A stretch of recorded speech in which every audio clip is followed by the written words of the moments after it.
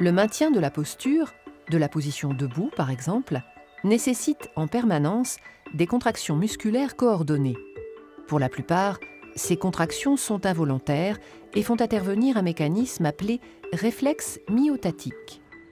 Le réflexe myotatique est une contraction réflexe d'un muscle, autrement dit automatique, déclenchée par son propre étirement.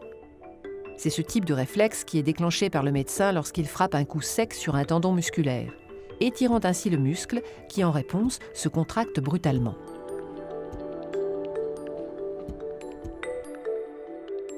Cet acte réflexe fait intervenir les fuseaux neuromusculaires qui sont des récepteurs sensibles à l'étirement et qui génèrent plus ou moins de messages nerveux selon l'état du muscle. Que se passe-t-il lors d'un choc sur le tendon d'Achille, par exemple ? Le mollet est étiré et les fuseaux neuromusculaires qui y sont présents génèrent un message. Ce message nerveux est véhiculé par un neurone sensoriel constituant l'une des fibres d'un nerf rachidien.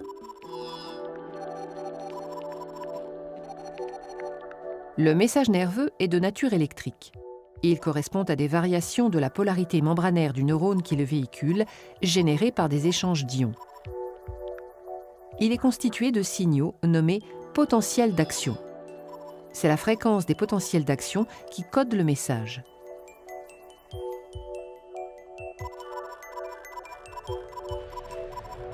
Le message nerveux parvient ensuite à la moelle épinière.